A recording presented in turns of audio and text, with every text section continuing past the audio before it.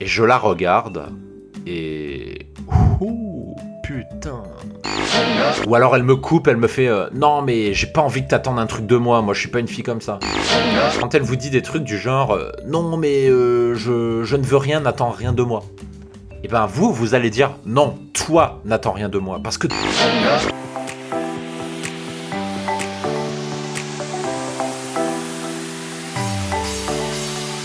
Bonjour à tous, je m'appelle Mike et je vous souhaite la bienvenue sur le podcast Le Dragueur de Paris. L'émission du Dragueur de Paris vous expose des récits de drague personnels et des confessions intimes d'un ancien timide devenu séducteur pour vous permettre de profiter à fond de votre célibat. Le podcast est bien entendu disponible sur toutes les plateformes. Pensez à vous abonner pour ne pas rater la publication de chaque nouvel épisode.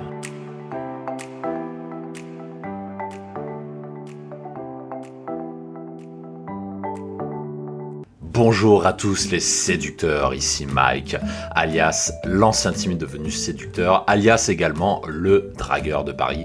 Et bienvenue dans ce nouveau récit de drague où cette fois on va parler d'une belle dame, d'une magnifique en fait, encore une girafe de 1m80, une nana que j'avais rencontrée en boîte de nuit absolument magnifique où j'avais déroulé un excellent game au début où ça se passait super bien, la drague était excellente. Et puis, petit à petit, je me suis enfoncé et j'en suis venu à quelques extrémités où j'ai failli me ruiner tout simplement. J'ai failli dépenser des centaines d'euros en billets d'avion, tout ça pour une nana parce que j'étais complètement aveuglé par son physique, j'étais complètement à l'ouest, toutes mes techniques se sont effondrées parce que je n'ai pas su gérer mes émotions sur ce moment. Donc ici, vous l'avez compris, on va parler d'un échec. On va changer un petit peu des success stories, on va dire, c'est-à-dire là où ça se passe super bien, là où tout est fluide, où ça baise en 1 heure, en 2 heures, où ça se transforme en partouze. Je pense que vous avez un petit peu l'habitude et j'aimerais un petit peu plus enrichir ce podcast avec des récits d'échecs, non pas pour vous montrer mes vulnérabilités, non pas dans ce but-là, mais tout simplement parce que c'est toujours dans l'échec qu'on apprend le plus de choses. Et cet échec est assez cuisant, et je vais vous expliquer pourquoi. Parce que ça s'est passé sur Aix-en-Provence, dans la ville où j'habitais à l'époque, dans le sud-est, ville de taille moyenne, et cette nana, j'ai été amené à la recroiser des années après. Donc en fait, j'ai dû assumer, j'ai dû faire face à mon échec pendant des années, j'ai dû faire profil bas, j'ai dû apprendre, prendre les leçons, continuer de draguer tout de temps en temps en revoyant cette nana, à la fois en boîte de nuit et sur Tinder, puisque je la voyais aussi sur Tinder, et je peux vous dire que ça fait bien chier, mais ça permet aussi de ramener sur terre. Donc vous l'avez deviné, ici on va parler de boîte de nuit et j'en profite d'ailleurs pour annoncer un petit truc à ce sujet. Je pense qu'il y a déjà une bonne partie d'entre vous qui sont déjà au courant. On a ouvert la semaine dernière une offre de coaching en boîte de nuit et en bar sur Paris. C'est quelque chose qu'on avait arrêté depuis 1 an et demi, mais on avait de plus en plus de demandes sur ça.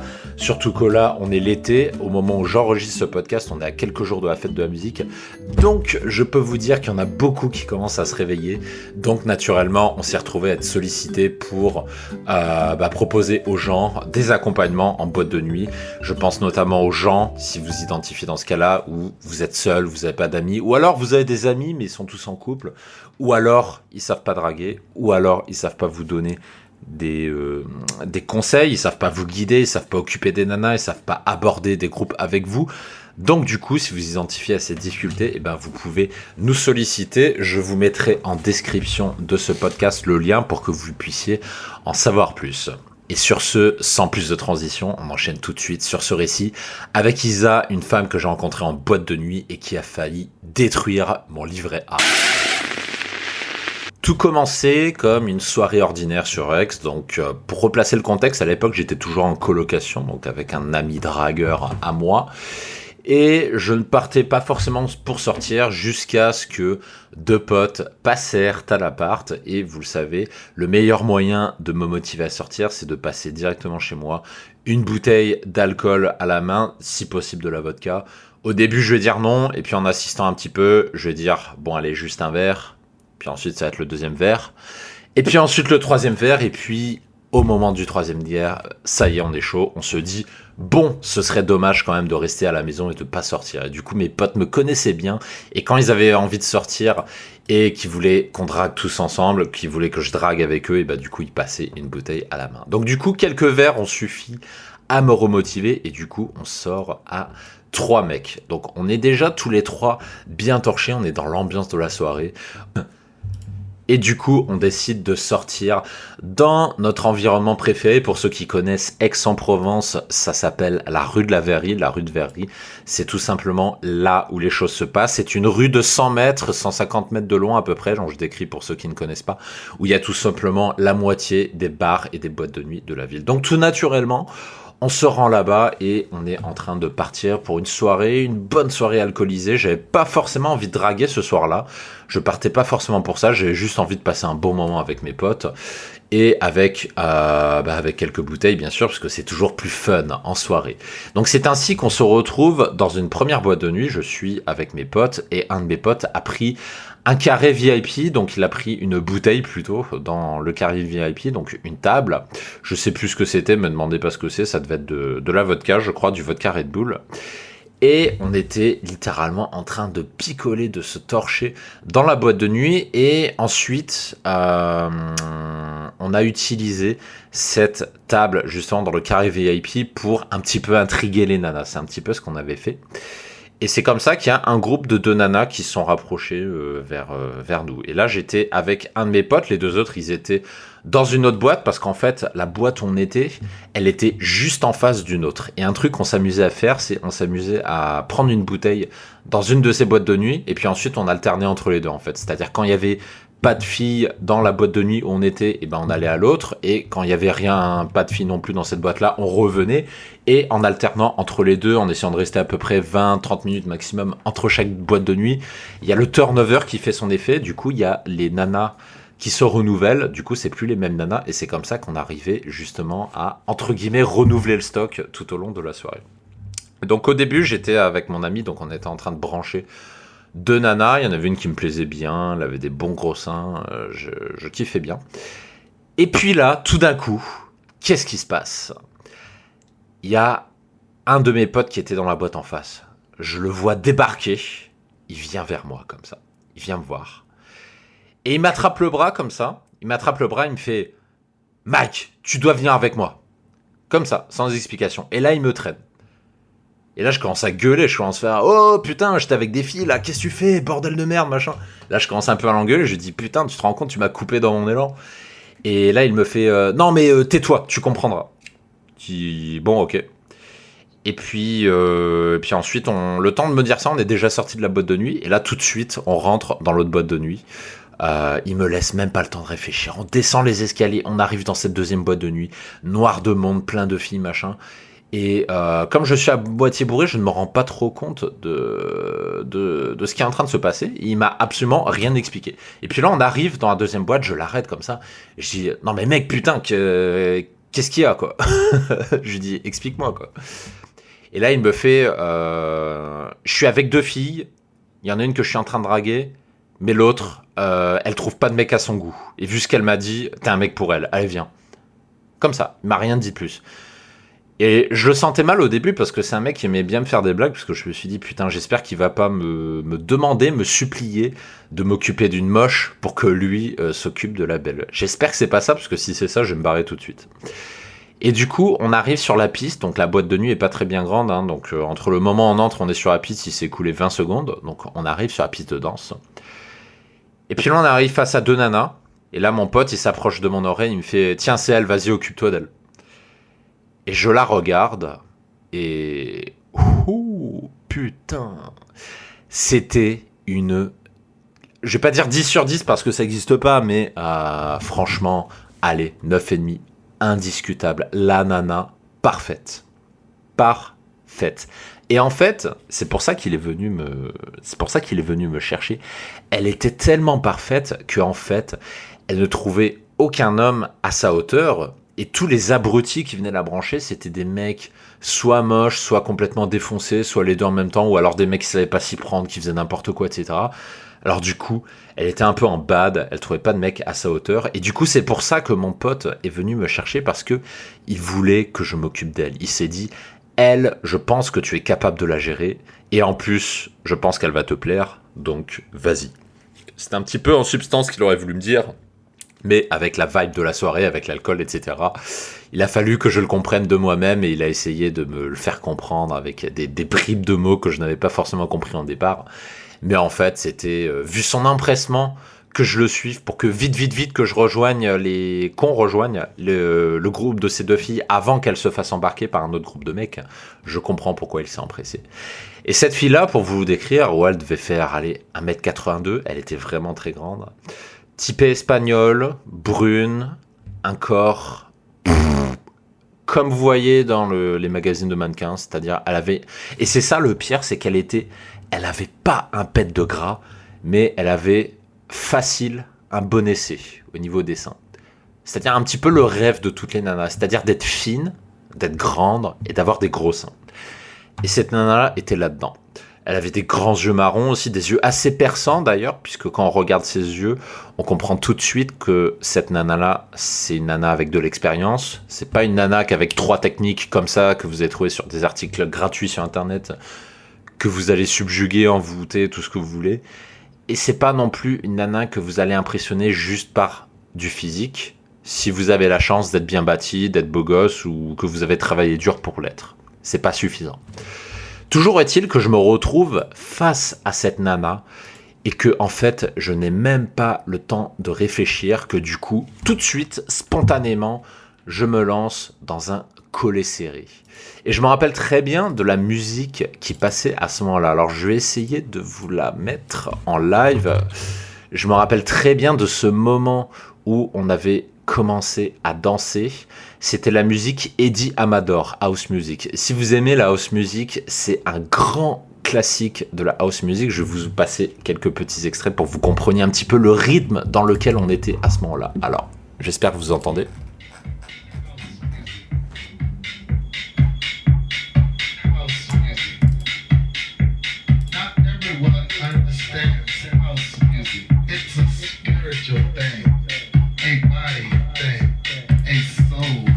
Hey baby.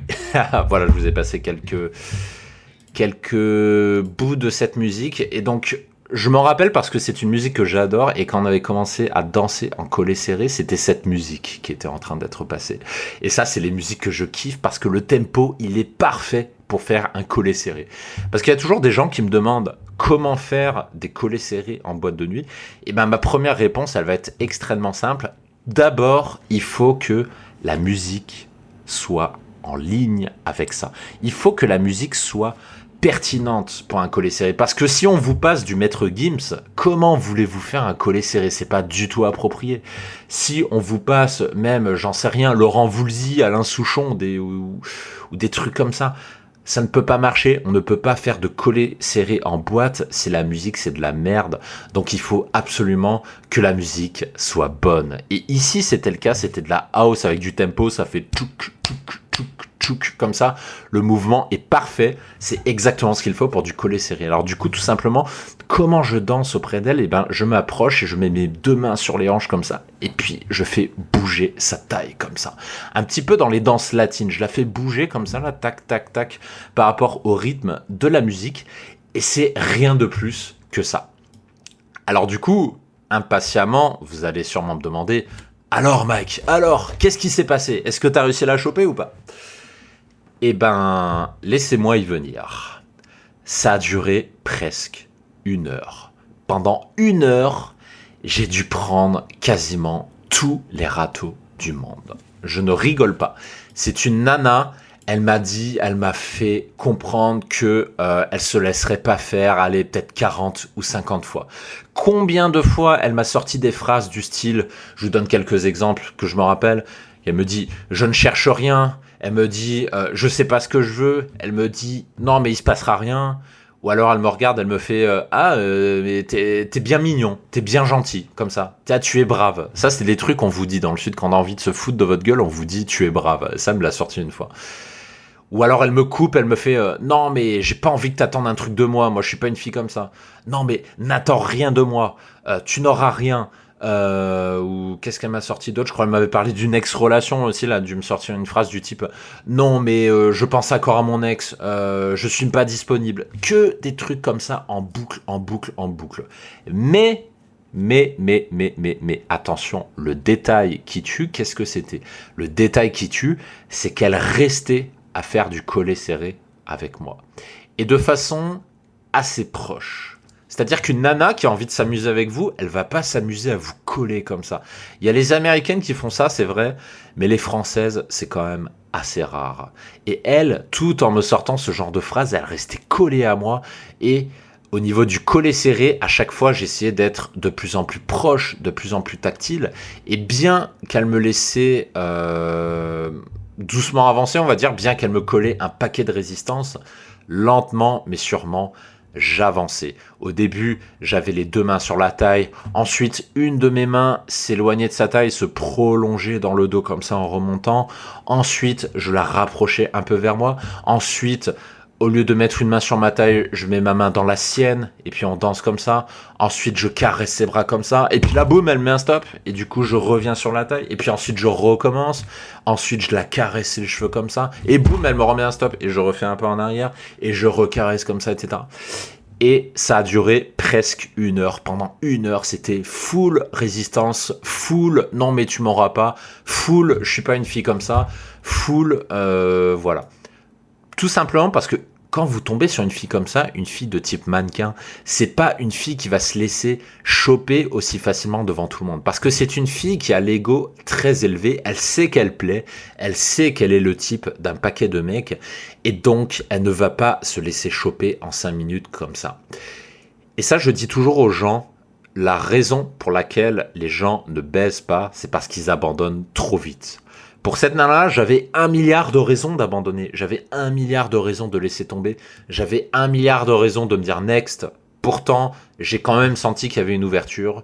Et dans le respect, on parle pas ici de harcèlement. Si une fille vous dit non, j'ai pas envie, bah vous lui dites qu'elle peut partir. Et dans ce cas-là, elle se barre, pardon.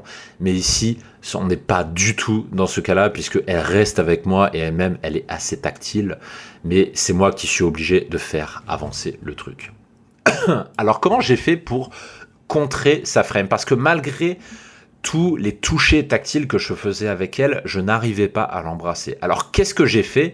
Et ça c'est quelque chose qui marche très bien, que je vous recommande quand vous tombez sur ce genre de femme, sur le genre de femme mannequin. Faites une contre-attaque encore pire que elle. Vous allez être obligé, même dans un contexte de dance floor où c'est pas facile de parler, vous allez être obligé d'avoir une frame encore plus arrogante que elle. Elle joue l'arrogante, et ben vous allez l'être encore plus. Typiquement, vous allez me demander des exemples, vous allez me dire « Ok Mac, mais qu'est-ce que tu disais ?» Et ben par exemple, quand elle me sortait des phrases du type « Non, mais je veux rien, n'attends rien de moi », quand elle me sort ça, et ben je lui réponds « Non, mais je suis heureux dans ma vie, qu'il se passe un truc ou pas, j'en ai rien à foutre. » Vous le sortez de brut en blanc comme ça. Dans ma vie, c'est cool. Qu'il se passe un truc ou pas, j'en ai rien à cirer. Dites-le avec des mots forts. Dites pas « Oh, moi, tu sais, je suis heureux, c'est cool. » Parce que ça, c'est trop gentil. C'est trop gentillet comme frame. Soyez plus incisif. Dites-lui « Non, mais moi, je suis heureux, alors qu'il se passe un truc ou pas, je m'en fous, j'en ai rien à cirer. Tu peux faire ta vie, j'en ai rien à foutre. » Soyez encore plus arrogant que elle. N'hésitez pas à lui sortir, je vais vous donner d'autres exemples dont je me souviens, des phrases du type « Mais n'attends rien de moi, toutes les filles s'attachent à moi en des attentes, j'en ai marre. » Vous allez prendre le contre-pied de ce qu'elle dit. C'est-à-dire quand elle dit, quand elle vous dit des trucs du genre « Non mais je ne veux rien, n'attends rien de moi. » Et ben vous allez dire « Non, toi n'attends rien de moi. » Parce que toutes les filles que je rencontre, à chaque fois elles s'attachent, elles ont des attentes, j'en ai marre. J'en ai marre que les filles s'attachent trop à moi. Faites le mec encore plus arrogant. Un autre exemple que je peux vous dire, tout le temps, rappelez-lui en permanence, vous lui dites régulièrement, écoute, tu peux partir quand tu veux, t'es pas ma prisonnière, tu peux voir d'autres garçons, il n'y a pas de problème.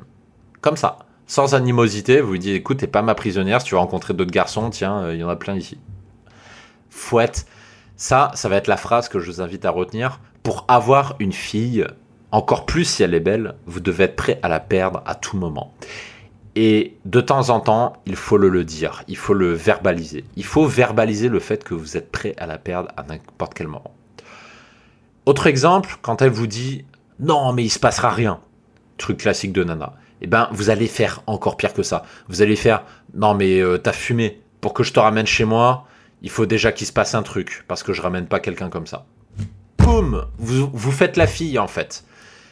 Elle vous met des stops, et ben vous mettez un stop encore plus violent en face d'elle. Et j'ai fait ça pendant 1 heure. C'était pas facile de la choper, mais à la fin, qui c'est qui a gagné ? C'est Bibi. Bibi a réussi à mettre la langue dans la bouche de cette nana. Je me suis mis à la fin, je me suis en mode rien à foutre. La meilleure métaphore que je connaisse, c'est la métaphore de Serge Gainsbourg. Je me suis mis en mode Serge Gainsbourg. On allait au fumoir, je les fumais, je buvais et j'attrapais ses hanches comme ça et je bougeais au rythme de la musique, de la house music comme ça, en mode rien à foutre. Tant qu'elle reste avec moi, c'est cool et sinon, elle a qu'à se barrer. Elle n'est pas prisonnière avec moi. Et plus je lui disais ça, et en fait, plus elle avait envie de rester avec moi. Et du coup, je finis par l'embrasser, et puis, ni une ni deux, après quelques roulages de pelle, je lui attrape la main, je lui dis pas un mot, et en fait, je l'emmène sur les canapés. Et ma stratégie, c'était, sur les canapés, et ben, c'est là que je vais la chauffer. C'est là que je vais commencer à glisser les mains là où il faut, à la tâter, des petits trucs comme ça. Et ben, vous allez rire, mais en fait, même ça, même le tripotage en règle sur les banquettes de la boîte de nuit, eh ben, elle se laissait pas faire. Je sais pas pourquoi, j'ai l'impression qu'elle voulait se donner une image, je sais pas, mais dès qu'on s'est assis sur les banquettes, elle a arrêté de me rouler des grosses pelles. C'était plus que soit un petit coup de langue dans la bouche, soit des smacks de CP, soit des séries de smacks, mais là c'était plus gros bisous baveux machin. Et c'était même pire que ça. Quand je léchais son cou, quand je léchais ses épaules, quand je léchais ses bras, que je bisouillais, etc., qu'est-ce qu'elle faisait ? Elle me coupait, elle me dit « Non, mais pas ici », comme ça. Et je suis pas habitué parce qu'en général, une nana que vous chauffez bien comme il faut, elle se laisse faire. Mais là, elle me mettait des stops, mais d'entrée de jeu, on commençait à peine à faire des préliminaires. Elle m'a mis des stops d'entrée de jeu. Elle m'a dit non, pas ici. Non, mais t'es trop entreprenant pour moi. Non, mais il se passera rien ce soir. Elle a dû me sortir 20 ou 30 fois cette phrase dans la soirée. Non, mais il se passera rien ce soir. Alors pour le coup, il s'est rien passé ce soir, effectivement. Autant tuer le suspense. Les leçons de cette histoire, elles sont après, je vous rassure. Donc du coup, toute la soirée, ça a été comme ça a été où j'ai essayé de la tripoter. À chaque fois, je gagnais un petit peu du terrain, mais je n'arrivais pas à aller plus loin. Jusqu'au moment où je commençais à en avoir marre, et bizarrement, pile à ce moment-là, il y a sa copine qui vient la chercher. Alors entre-temps, sa copine s'est faite choper par mon pote, bien sûr. Mon pote, il est là, il est tout content, il dit « Yeah, bien joué !» On a chacun serrer la sienne, et j'adore les soirées comme ça, j'adore les soirées où chacun chope sa propre nana. Du coup, on avait chacun chopé la sienne, et du coup, la copine avait envie de rentrer. Et puis du coup, la mienne, elle dit ouais, ok, machin. Je crois, elle m'a même pas demandé mon avis d'ailleurs, mais ça tombe bien, j'en avais marre. Donc du coup, on passe au vestiaire, et puis après, on va à l'extérieur de la boîte. Vint le moment de se dire au revoir. Puis là, elle vient vers moi comme ça, elle me file d'elle-même son numéro. Gros signe d'intérêt. Elle vient me voir, elle me fait tiens, prends mon numéro. Comme ça. Ok, bon. Je prends son numéro. Puis une fois que j'ai pris, je range le téléphone dans ma poche. Et là, je regarde ses grands yeux marrons. Elle me regarde, elle me fait bon, tu m'embrasses avant que je parte. Et là, je lui fais ok. Et du coup, je me dis, je vais faire un plaisir. Je lui roule une bonne grosse pelle. Et là, je m'approche, commence à mettre la langue, machin. Ça dure 5 secondes. Et là, tout de suite, elle retire sa bouche. Et là, elle me fait tut, c'est tout ce que t'auras ce soir. Ok, elle est dans la maîtrise jusqu'au bout. Et pendant ce temps, à côté, mon pote, il embrasse à fond la sienne, et puis les deux nanas partent. Elle s'éloigne, et moi, je repars avec un numéro de téléphone. Je vous raconte pas la suite de la soirée, ça n'a pas forcément d'intérêt. On va rester centralisé sur ce récit. Donc, avec mon pote, on débrief, et là, il m'apprend un truc. Il me dit... j'ai discuté de toi avec la copine, et elle m'a dit que rien que le fait que t'aies pu l'embrasser comme ça le premier soir en boîte de nuit, c'est un exploit. Il m'a dit ça. Il m'a dit parce que d'habitude, en public, elle se laisse pas approcher comme ça. Et donc il m'a dit, le fait que tu aies réussi à le faire, apparemment, d'après sa copine, c'est un exploit. Bon, ok. Donc apparemment, je suis tombé sur le genre de fille très hard to get, très difficile à avoir, et c'est justifié par son physique hors norme, parce que cette nana-là a vraiment un physique hors norme. Quand vous sortez en boîte, vous ne pouvez pas la manquer, c'est tout de suite pointer du doigt la plus belle fille de la soirée dans 98% des cas, sans aucun problème. Et donc le lendemain, je crois que c'est elle qui m'écrit en premier. Je reçois un message le lendemain, dans début de soirée. Donc nous sommes le dimanche, puisque c'était un samedi soir qu'on était sortis. Et je sais plus ce qu'elle m'envoie, mais en gros, elle m'écrit d'elle-même le premier message. Et on commence à discuter. Et là, je me rends compte qu'en fait, elle était juste de passage sur Aix-en-Provence. Et qu'en fait, elle est en année Erasmus à Barcelone. Et au moment où elle m'écrit, en fait, elle venait de prendre l'avion et de rentrer, et elle venait de rentrer sur Barcelone. Et ça, c'est le point de départ de toute la suite, puisque ensuite, on va rentrer dans une descente aux enfers où j'aurais fait un paquet de conneries et qui ont failli me coûter des centaines d'euros en dépenses, que heureusement je n'ai pas fait, mais je suis vraiment passé tout près. Et je trouve que c'est une histoire extrêmement, interpellante, parce que c'est une histoire qui peut arriver à tout le monde si vous n'y prêtez pas garde. Et du coup, c'est à ce moment-là, comme à mon habitude, que je vais couper la première partie de ce podcast. Et pour la deuxième partie, où on va rentrer dans le vif du sujet, où ça va devenir aussi un petit peu chaud, eh ben, je vous donne rendez-vous dans la partie 2 du podcast. Donc si vous êtes déjà abonné, vous y avez accès tout de suite. Vous pouvez enchaîner votre écoute directement en vous connectant. Et si vous n'êtes pas abonné, vous avez le lien en description de chaque podcast. Il suffit de vous abonner, et une fois que vous êtes abonné, vous avez non seulement l'accès à l'intégralité des deuxièmes parties des podcasts de la série, mais vous avez également accès à ma communauté privée où, au moment où j'enregistre ce podcast, je crois qu'on est 71 ou 72 membres, quelque chose comme ça. Donc il y a du monde, et si vous nous rejoignez, en tout cas, ce sera avec plaisir que je vous souhaiterai la bienvenue. Dites-nous coucou en arrivant sur le channel, dites-nous bonjour, et dans l'immédiat, je vous donne rendez-vous tout de suite dans la partie 2 de ce podcast, et je vous donne rendez-vous également dans un prochain podcast de la chaîne. D'ici là, prenez soin de vous. Ciao, ciao.